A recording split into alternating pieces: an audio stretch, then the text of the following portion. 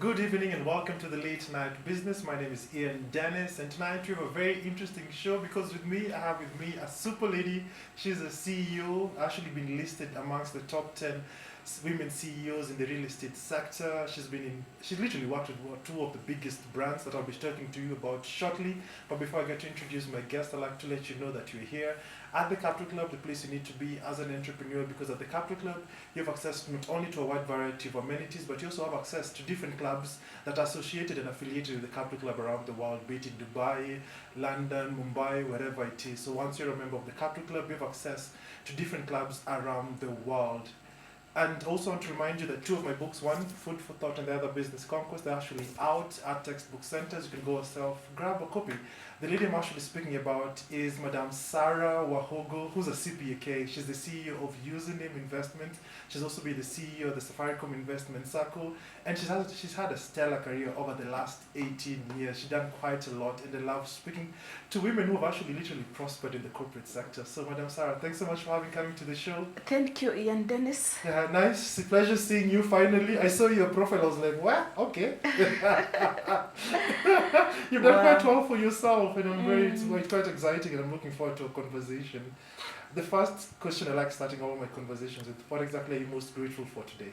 I'm so grateful for good health and life. Mm-hmm. Yes.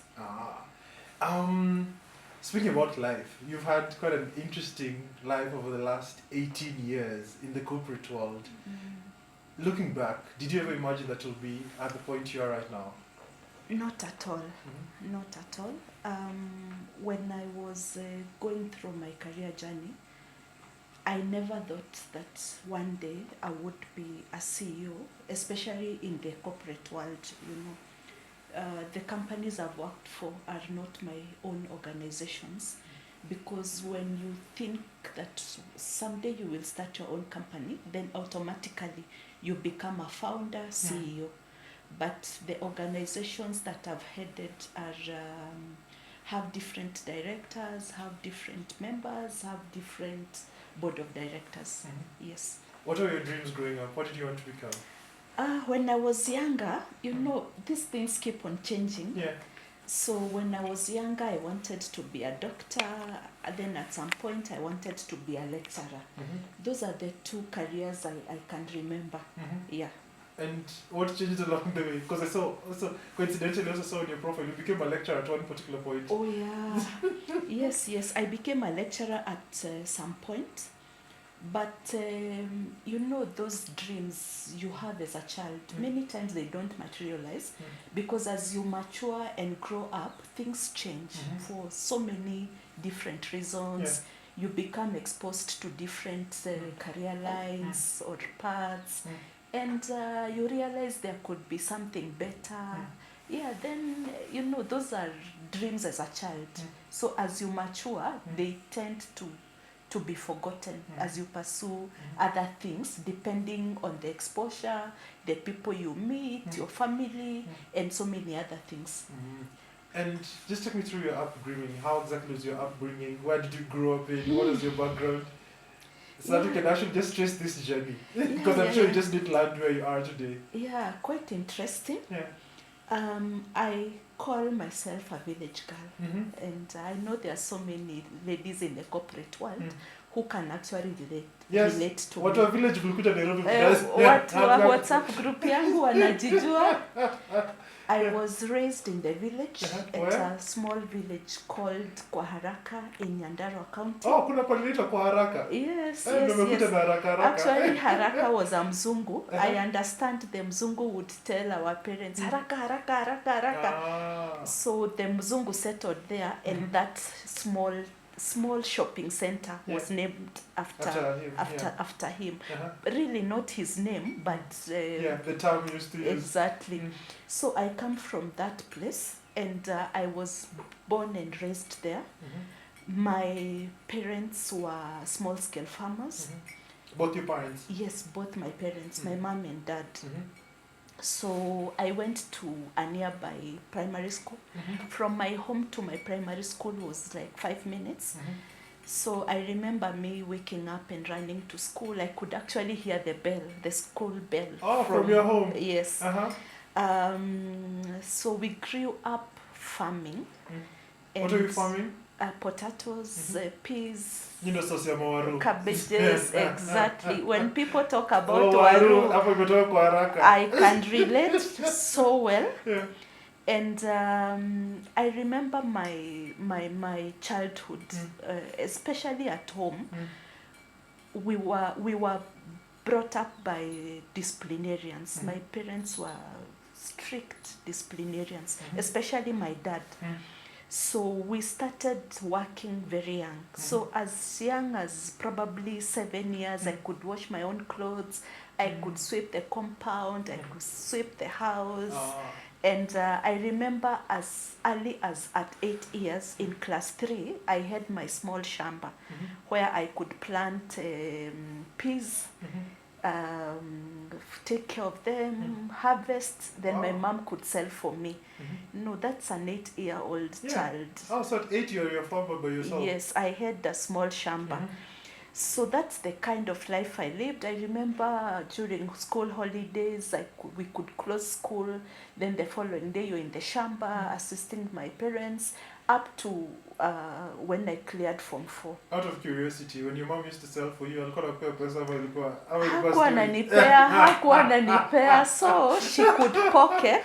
She'll pocket your money after your hard work. Yes, then she would buy clothes for me. So she would go to the market and buy some clothes for me. Yeah. But now, what happened with that, later on, I think she realized that I'm really focusing on the revenue, what was coming from the shamba. So she, later on, after a year, she said, I cannot continue with farming anymore. Why? I think she felt like I was concentrating more on the shamba and not on school. Yeah. Yes. And what are some of the lessons you can say you learned from your parents? Because it seemed they were modest farmers and they taught you how to do this. What are some of the lessons you look back? Discipline and resilience. Because as much as they were peasant farmers, I cannot remember any single day when we were sent home for school fees. So they sustained the whole family through farming? Exactly. We never slept hungry. Only that we got the basic needs. There was no extras in our family. But school fees was provided, food was there. But there was nothing outside that. So I could see my parents with very little education being very good financial managers. They were able to educate. By the way, all my siblings went to the best high schools that time. And my dad would say that whatever school you are admitted to, I will ensure that you get to go there. So they appreciated hard work, and they actually appreciated good performance as much as they were very strict disciplinarians. Yeah. And where did you go to high school? How was the transition? What was it called? How exactly was that experience for you before going to university? So I went to the best high school in Nyandarua County then, which is Karema Girls High School. It's actually one of the national schools right now. Those days it used to be a provincial, one of the best girls schools. I was actually the best in my primary school that time. You're index 1? Yes. Yeah. I was not index 1, but KCPE results I was position 1. Yes. Yeah, so I went to the best high school that time. So I got admitted to Karema, and it was a bit of a culture shock for me. Why? Because I'm a village girl. In my primary school, we used to speak in mother tongue. Oh, so you translate Kikuyu to English. Yes. So when I went to high school, I met these girls who were coming from boarding school, could speak very good English and Kiswahili. They were very well groomed. They had long hair. And that kind of struck me. And as a teenager, it also affects you. But I thank God for that school, because then you get to become the best, to interact with the best, become the best, and just know that life can be much better. Yeah.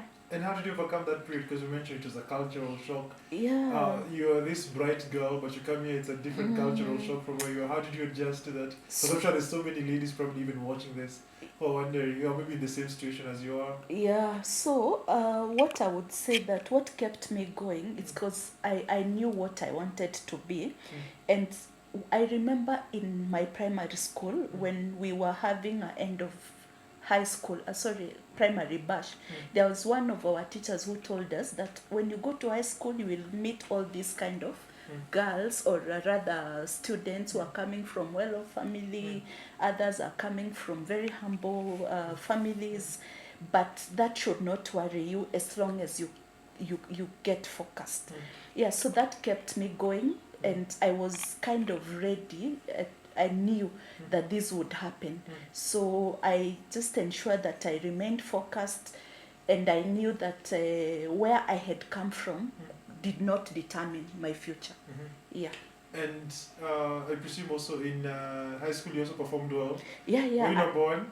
No. You know, now when you go to high school, you meet the brightest. You know, the school used to admit the brightest girls and also the most beautiful. You go to that school even today, you would tell that they are very bright and very beautiful girls there.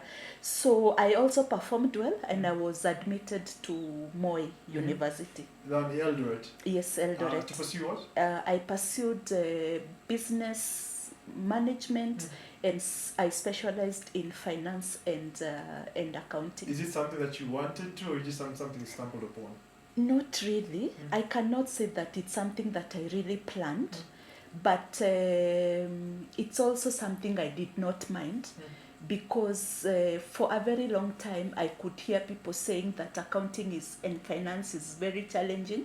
So I also wanted to do something challenging. And looking back today, probably that is the best decision that I ever made, to pursue finance and accounting. Yeah.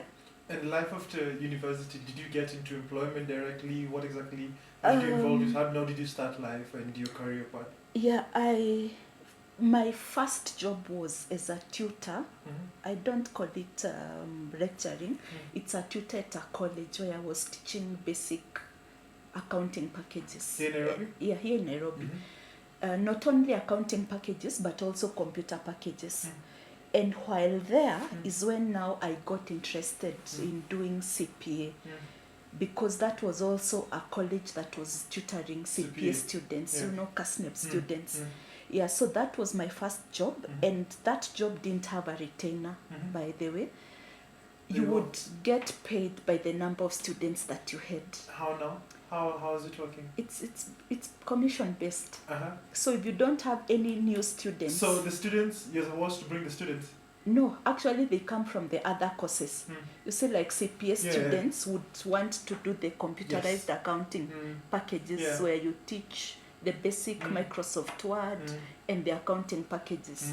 Yeah, so most of our students would come from the CPA classes, but you could also have a few, either from 4 leavers who are coming to buy time as they wait to join college or university.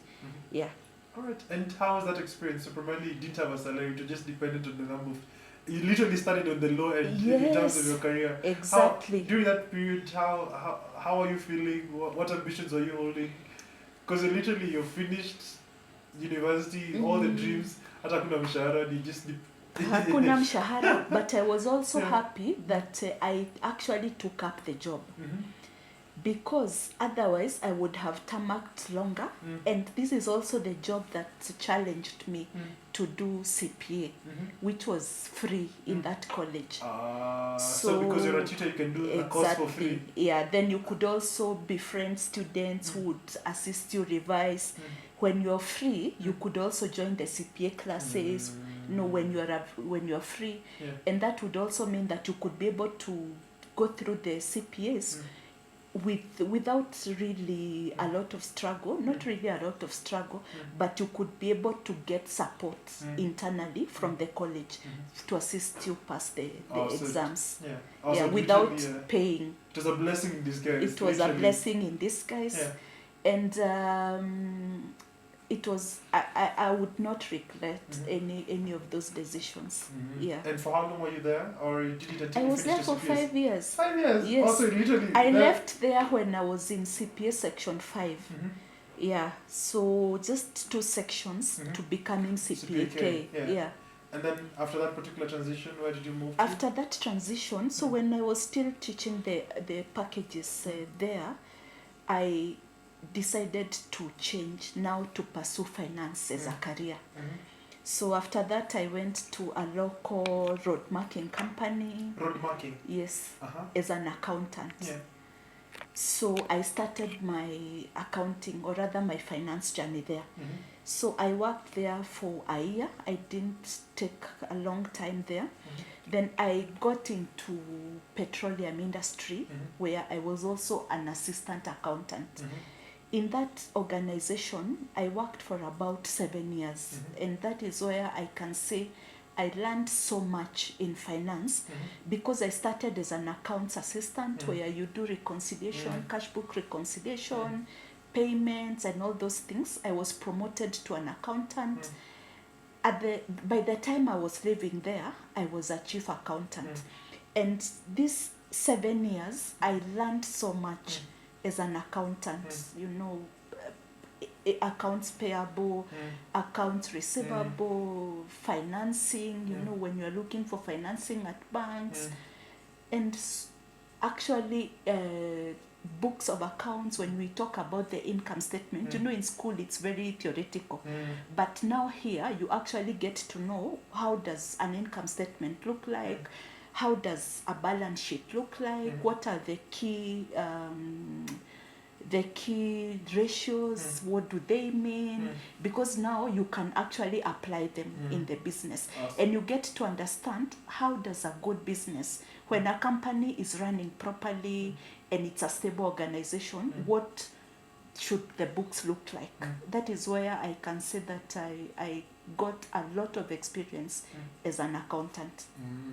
And what are some of the, what's it called, because you mentioned that's where you started learning about the business and how a business is supposed to run, and the ratios that are actually important for business. Yes. What are some of the key aspects that you learned from that particular experience that maybe enabled you to go to the next level? What I usually say is that the world all around is about businesses. Even your company is about, it's a business. Hospitals are businesses, schools are businesses, even churches are businesses, even governments. No, maybe governments are not businesses, but there's also the aspect of numbers. Yes. The aspect of business, because when you have a project, you actually need to know what is the budget and so many other things. So I learned so much, and basically it's how organizations work. You know, when you talk about cash flows, when you talk about profit, you know, you can be able to say what is the most important. Is it the cash flow? Is it the profit? And you also get, because I also got to be able to be in charge of people, I actually started getting a lot of interest in learning about leadership.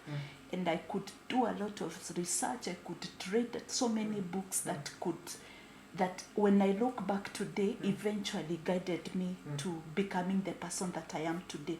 So today, when, for example, payments come to my table, I'm able to question so many things, because not because of the experience that I got as a CEO, but because of the experience I got back then as an assistant accountant, as an accountant. So I'm able to correct, I'm able to guide, I'm able to cancel or rather disapprove based on facts and on information.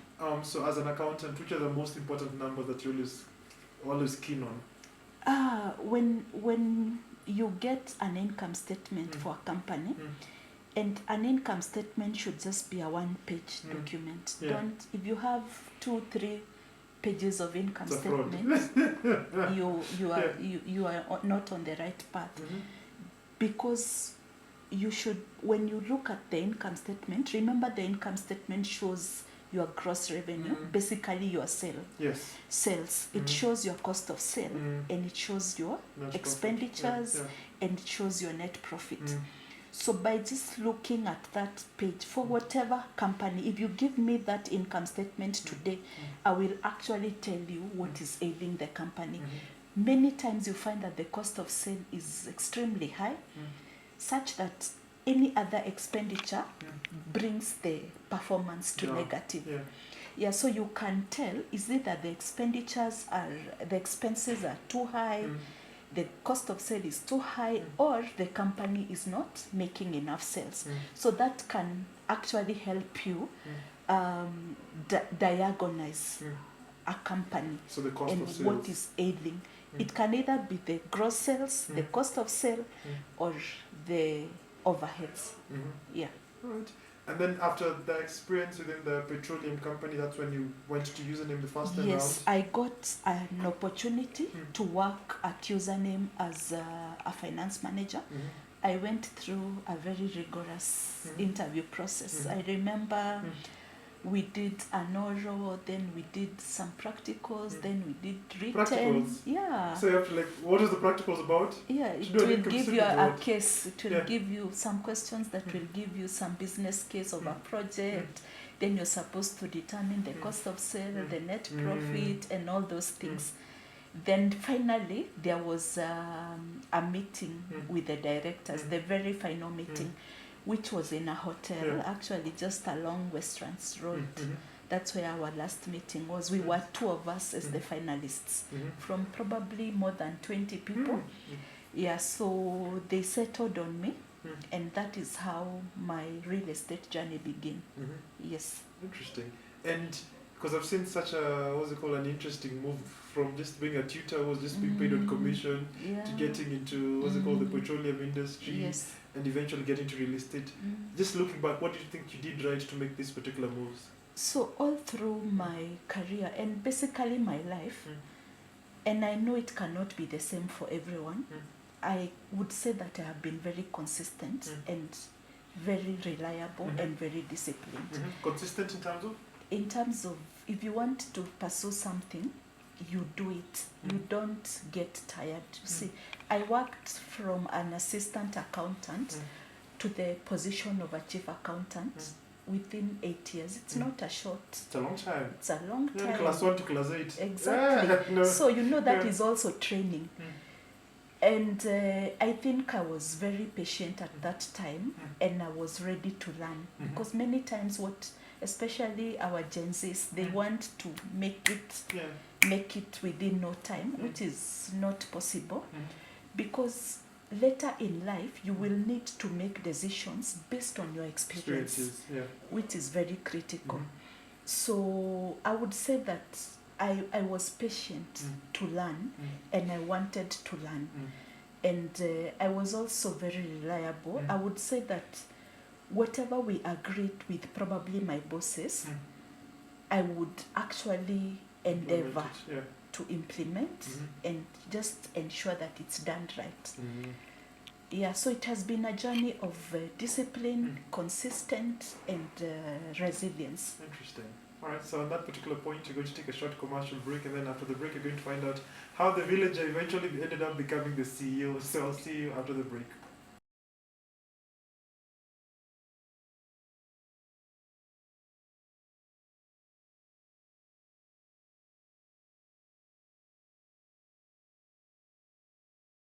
Welcome back to the show. Before we went on a break, we've just been taking her through this particular interesting journey, how this Sarah literally went through from the village, came to Nairobi, started off her career as a tutor, an assistant accountant, to becoming a chief accountant, and primarily you're just taking us through in terms of what exactly got you here, aspect of being reliable, being consistent in terms of your work. So once you got to Username, which is your first stint, how long were you there? How was that particular experience? I was at Username for 3 years as a finance manager.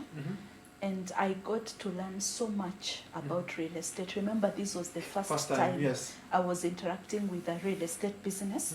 I learned so much, and I also learned so much again about people management, because at Username there was a lot of appreciating members of staff for their effort, for their results.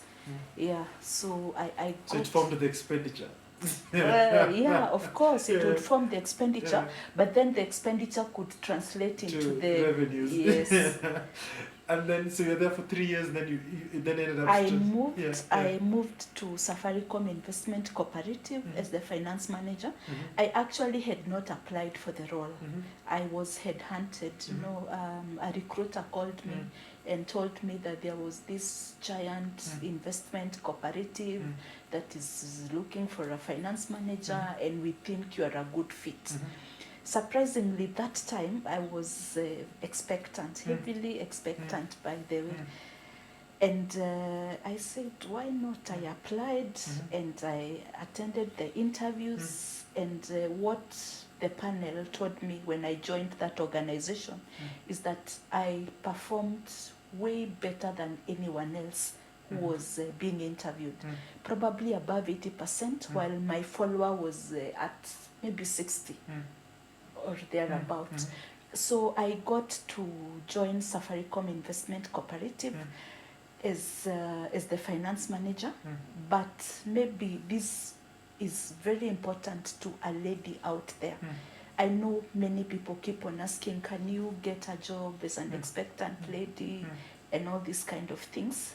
The board there actually allowed me to go for my maternity leave and join the organization. That's good.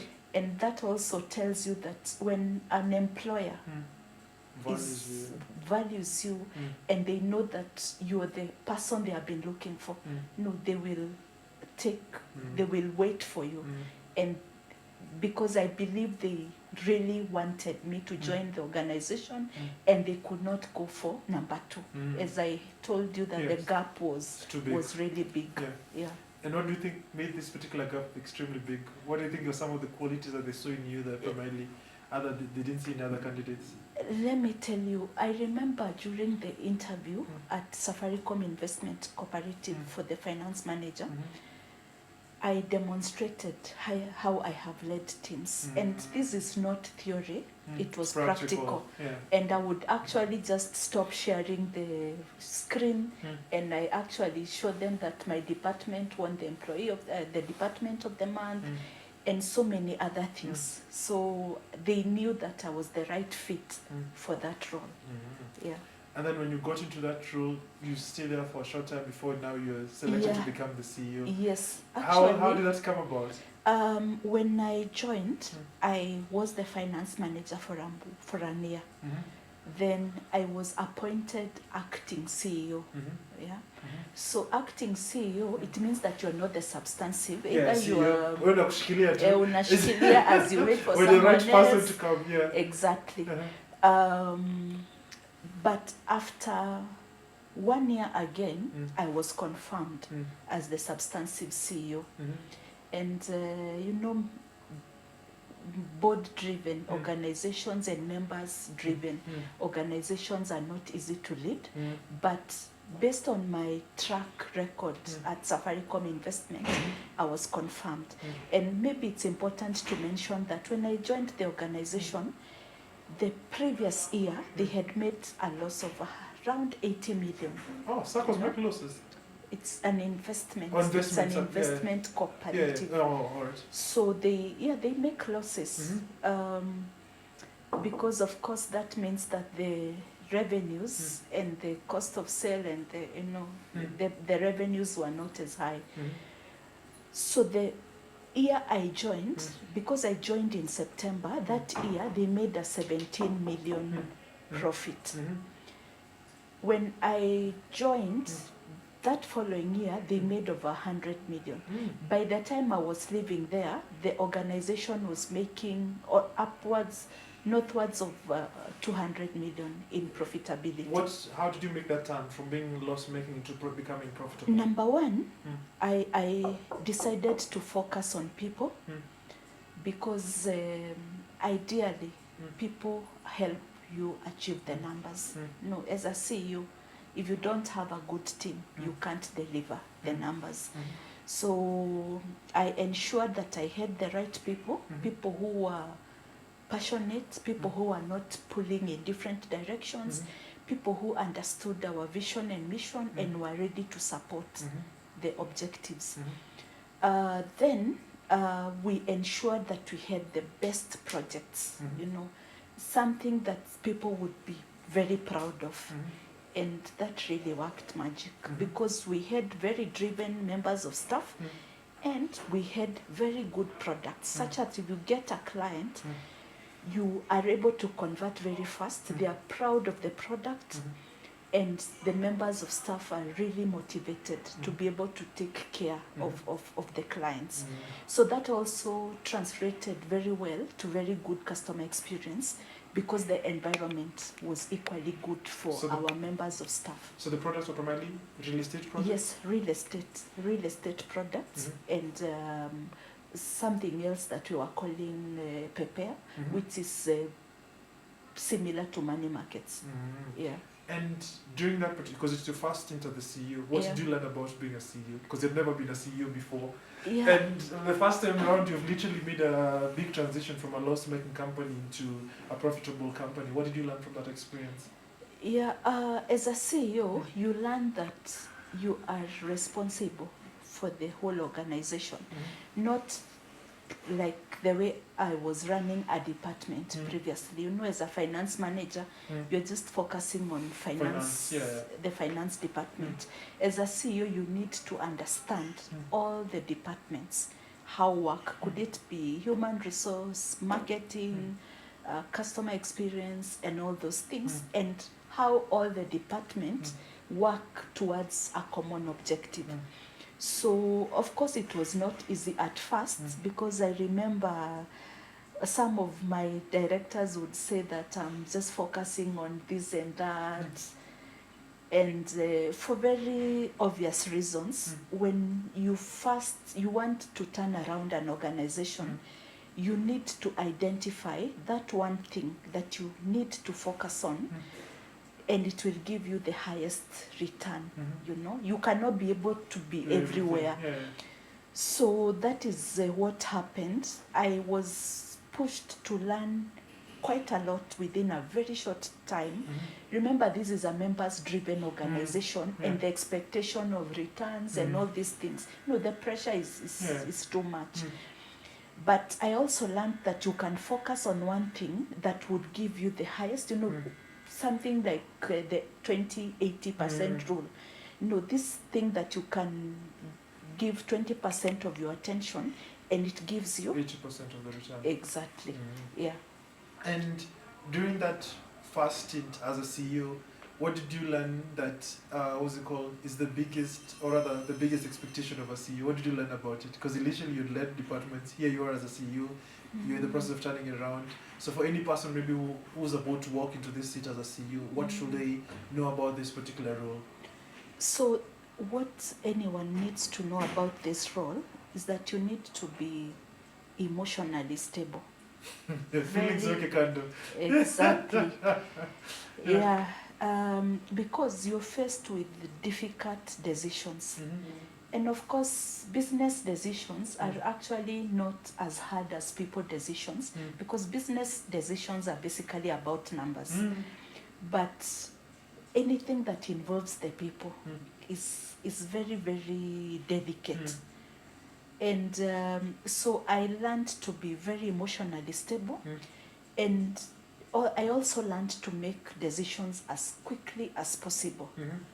And most important, you know, trying out new things because people fear. And we all know that when you're trying something new, there's that inner voice that tells you, will it succeed, will it not? But remember, as the CEO, you need to define the strategic direction of the organization. And you cannot define that without innovation. So those are some of the lessons that I learned. And they apply for any CEO position in any organization. You know, handling people, understanding the business, emotional intelligence, speed of making decisions, and so many other things. And in your stint, because eventually also you came back to your ex, who's now your current username. Yeah. How was that? How was it making that decision to go back to your previous employer? Actually, Because I always presume like people leave the employer to get a better pay. So presumably coming back, was it because of a better pay? Was it a better? Why did you decide you have to come back to your ex? yeah. What do I say? Making the decision for me was not a difficult one, by the way. I did not struggle because this is an organization that I already understood so well. I knew the directors, I knew what they stand for. I knew their deep desire to take this organization username to the next level. I had worked with them. I know their history, I know their background, and we had worked so well before. So making the decision was not difficult for me. It was also an opportunity where it was even easier to innovate. You know, the process of approvals was much faster compared to a members and a members driven company and exactly. Members driven, yeah, so I saw an opportunity to make things better through an even easier process. Yeah. And being in the real estate industry, there's so much that goes on in that particular industry. The instances of fraud, the instances of people, what's it called, maybe transfers, things are not happening. How have you been able to juggle through the challenges within the real estate industry? Because there's so much that goes on. Because primarily username in the process of you're literally sell properties. Yeah. What I would say is that I have experience, not only me, but our organization has been in the market for over 10 years without a single scandal. And with time, you get to learn so much.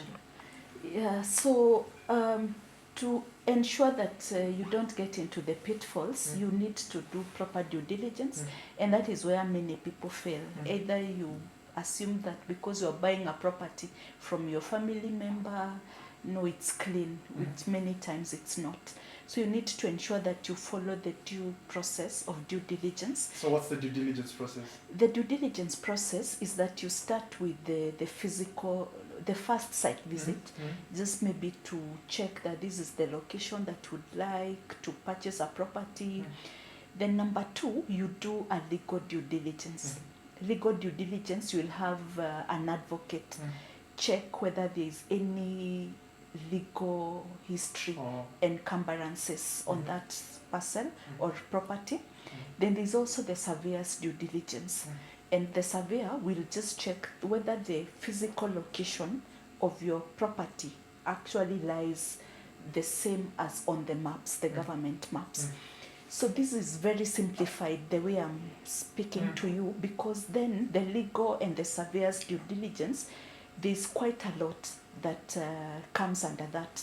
Like, for example, speaking to the local chief, speaking to the neighbors, going to the registries just to check, peruse the green cards, check the rims, whether the maps are updated, and so on and so forth. And that is why it's critical, if possible, to buy from a company. And to involve professionals. Because if you buy from a company, apart from the crooked companies that probably their aim is to con people, in case there's any issue with that parcel of land, they will ensure that as an investor, you don't lose. Yeah. So... And from a company, how does one verify that this company isn't a fraud? First of all, there's those instances, because people prefer buying from a company because we trust the company, but some companies have always turned out being a fraud. Number 1, you need to check the physical location of the company. Please don't buy a property from a company that does not even have a physical location. You know, just go to the offices, confirm they have a physical office. Number 2, check the CR12. You know, CR12 shows who are the directors. Yeah. And you can actually be able to check their legal history of the specific directors. If you search, for example, Sarah Wahogo, on the internet, you get to know so much. If there are any cases, if this person was involved in fraud or this and that, you'll be able to see. But most important, check the company's social media handles, because you get to see all the reviews from the clients. And this is something you may not be able to hide as a company. You'll be able to see the reviews. Are the clients happy? Did they buy properties? Did they get titles? And most important, how long has this company operated? So if if it's a company that has operated for more than 10 years, you know that this is a company that has been tested and tried. Real estate, you must go through ups and downs, but how you handle them, most critical, is ensuring that your clients do not lose their money. Yeah, so you need to cover your clients at any single point in time. Then at the end of the day, you have happy clients who keep referring more and more business to you. And one of the good things about real estate and precisely about land is how do you, get to identify the right parcel of land? What are some of the qualities that you actually look into? Because I think we were having the joke the other day when we were having flash floods about the joke. You realize your land was actually in a swamp. Yes. What are some of the elements that you look at, especially when you're trying to spot out land parcels? So, you remember what we were talking about, the due diligence? When you engage a surveyor, they will actually tell you that this is a swampy or it will flood in case it rains.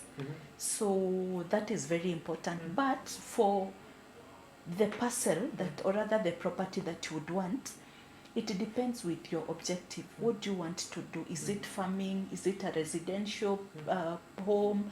Is it a commercial? You want to put up a commercial development? Is it maybe for a resort or anything? So that now determines the location.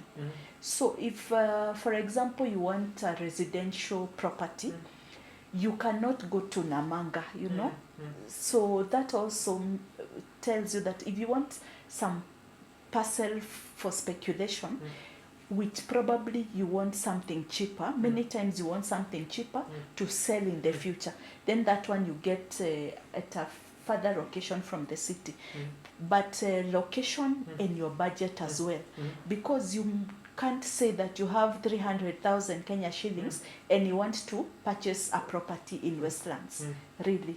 So it will depend with your objective. Why do you need this property? So then it comes the location, then it comes the budget. Yeah.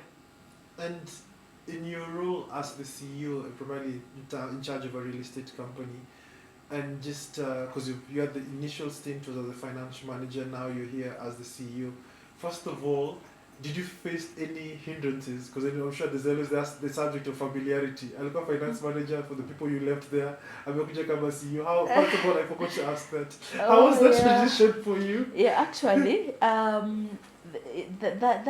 that thing is real. You know, some people, you left them in your back. Yes. And they would wonder now, this is the CEO. They would probably struggle to adapt to that. Exactly. How did you handle it?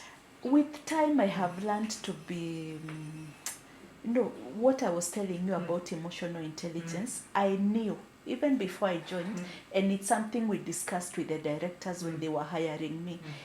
That issue came up because you left some of these people there. The same position. Exactly. Probably same position, same salary, you are back, higher position, they're supposed to report to you. So it was expected, really. Nothing came as a surprise. So, and because I have also learned to handle people, I know how to handle them. Yeah, and I'm also a communicator. I keep telling my members of staff, if there's something that is making you uncomfortable, unhappy, just feel free to raise it. So with time, you create that psychological safety. Know that anyone, or even the people that you left, if they are not comfortable, they can feel free to come to me. And of course, as a CEO, I know it might take a bit of time for them to adjust. and it's perfectly in order with me. So I expected it, and I don't mind it.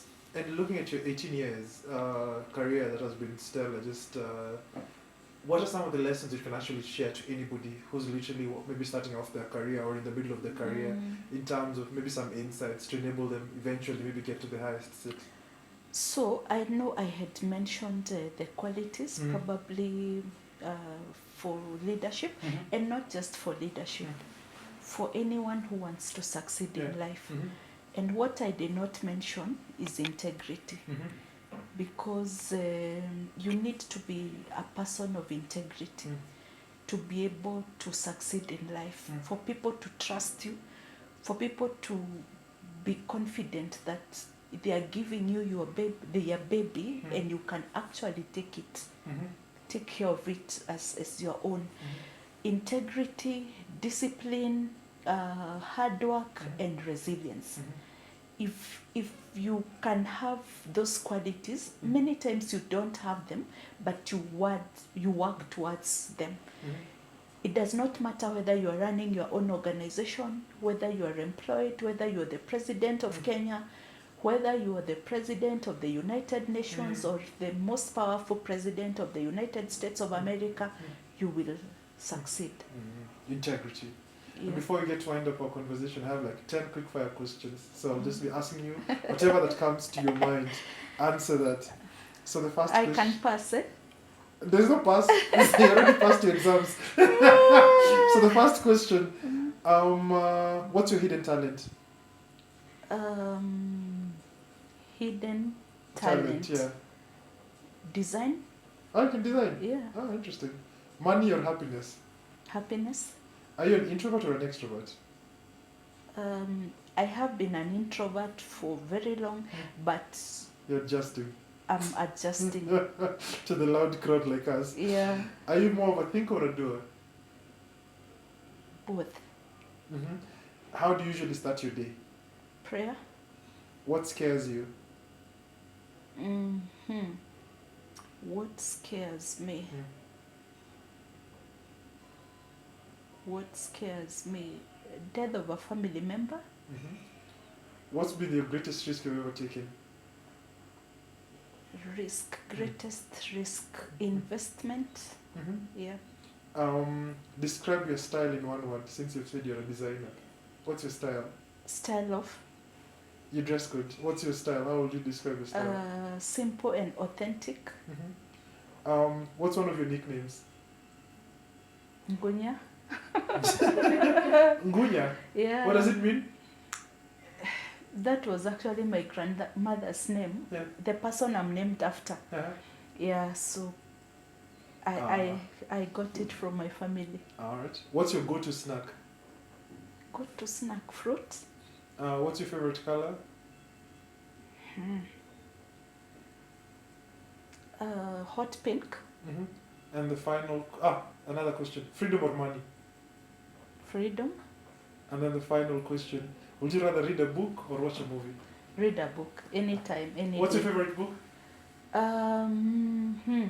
How to make friends, how to win friends and influence people. Yeah. Interesting. I really enjoyed the conversation. Thanks so much, Sarah, for having come.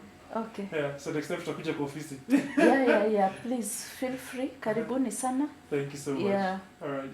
Thanks so much for having watched the show. If you've learned a thing or two from our conversation, hope you've been inspired to see just the village girl who came to Nairobi and literally ended up becoming a CEO. Quite an interesting conversation. As always, we're coming to you from the Capital Club, the place you need to be as an entrepreneur, because at the Capital Club you have a wide access of a wide access to so many different amenities.